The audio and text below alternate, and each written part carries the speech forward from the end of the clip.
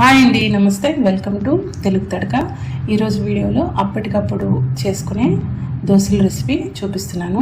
ఒక్క చుక్క కూడా నూనె వేయకుండా ఇలా స్పాంజీ లాంటి దోశలు ఇలా నోట్లో వేసుకుంటే అలా కరిగిపోయే దోశలను చేసుకోవచ్చు.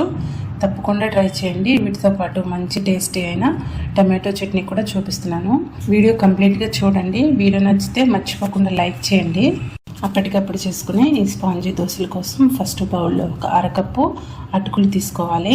ఈ అటుకులు శుభ్రంగా కడుక్కున్న తర్వాత ఇప్పుడు ఇందులో ఒక కప్పు సూజీ వేసుకోవాలి. మనం ఉప్మా చేసుకుంటాం కదా, దీన్ని ఒక కప్పు వేసుకోవాలి. ఇప్పుడు దీంట్లోకి ఒక అరకప్పు పుల్లటి పెరుగు వేసుకోండి. పుల్లటి పెరుగు వల్ల మనకి దోశలు అనేవి మంచి స్పాంజీగా, దోశలు కూడా మంచి టేస్టీగా వస్తాయి. ఒకసారి బాగా కలుపుకొని అరకప్పు నుంచి ఒక కప్పు వరకు నీళ్లు వేసుకొని మరొకసారి బాగా కలుపుకొని ఇలా అంతా కలుపుకున్న తర్వాత ఒక 15 నుంచి 20 నిమిషాల వరకు మూత పెట్టి పక్కన పెట్టుకోవాలి. ఈ దోశలతో ఒక మంచి టేస్టీ అయిన చట్నీ చేసి చూపిస్తున్నాను. చట్నీ కోసం ముందు కడాయిలో ఒక టేబుల్ స్పూన్ నూనె వేసుకొని కొద్దిగా ఒక 10-15 మెంతులు, వెల్లుల్లి రెప్పలు ఒక 4-5, ఎండుమిరపకాయలు ఒక 4-5, జీలకర్ర ఒక అర టీ స్పూన్, పచ్చిశనగపప్పు ఒక టేబుల్ స్పూన్, మినపప్పు ఒక టీ స్పూన్ వేసుకొని ఇవి ముందుగా మీడియం టు లో ఫ్లేమ్లో దోరగా వేయించుకోవాలి. చూడండి, పప్పులు ఇలా వేగిన తర్వాత ఇప్పుడు ఇందులో ఒక పెద్ద ఉల్లిపాయని ఇలా కట్ చేసుకొని వేసుకొని కొద్దిగా వేయించుకోవాలి. తర్వాత ఇందులో ఒక 2-3 పచ్చిమిరపకాయలు, కొద్దిగా అల్లం ముక్కలు వేసి వేయించుకొని ఇవి లైట్గా వేగితే సరిపోతాయి, ఎక్కువ వేగనవసరం లేదు.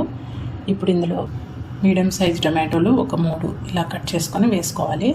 వేసుకున్నాక రుచికి తగినంత ఉప్పు, పసుపు కొద్దిగా ఒక పావు టీ స్పూన్ వేసుకొని అంతా ఒకసారి బాగా కలుపుకోవాలి. కలుపుకొని ఇవి మూత పెట్టి మీడియం ఫ్లేమ్లో ఒక 10 నిమిషాల పాటు ఉడికించుకోవాలి. చూడండి, ఒక 10 నిమిషాల తర్వాత ఇక్కడ టమాటో ముక్కలు సాఫ్ట్గా అయిపోయాయి.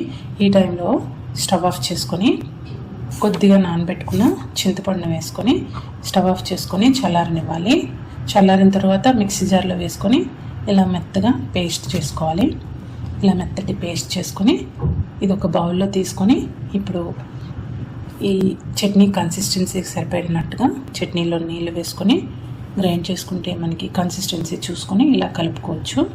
మరి చిక్కగా కాకుండా పలుచగా కాకుండా ఇలా కలుపుకుంటే బాగుంటుంది.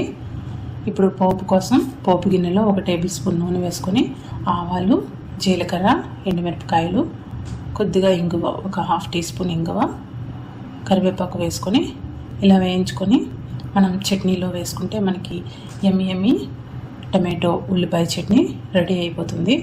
ఈ దోశల్లోకి ఈ చట్నీ చాలా టేస్టీగా ఉంటుంది. తప్పకుండా ట్రై చేయండి.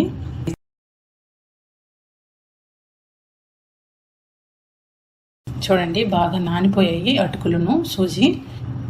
ఈ మొత్తాన్ని మిక్సీ జార్లో వేసుకొని కొద్దిగా నీళ్ళు వేసుకొని మనకి దోశ బ్యాటర్ కన్సిస్టెన్సీ వచ్చేంత వరకు మెత్తగా స్మూత్గా బ్యాటర్ని గ్రైండ్ చేసుకోవాలి. చూడండి, ఇలా మెత్తగా గ్రైండ్ చేసుకున్న ఈ బ్యాటర్ని ఒక బౌల్లో తీసుకుందాం.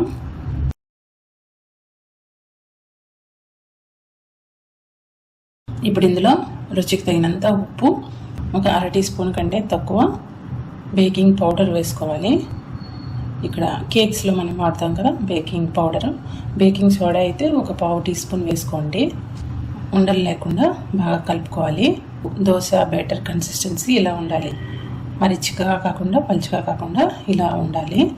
ప్యాన్ వేడెక్కిన తర్వాత ఒక గరిటెడు పిండి తీసుకొని ఇలా వేసుకొని లైట్గా ఇలా పైన స్ప్రెడ్ చేసుకుంటే సరిపోతుంది.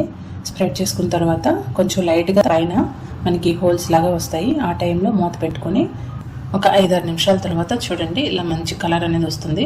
ఇప్పుడు రెండో వైపు ఇలా టర్న్ చేసుకొని రెండు వైపులా ఇలా బాగా కాలిన తర్వాత ప్లేట్లోకి తీసుకుంటే మనకి స్పాంజీ అయిన చాలా మెత్తటి దోశలు అనేవి రెడీ అయిపోతాయి.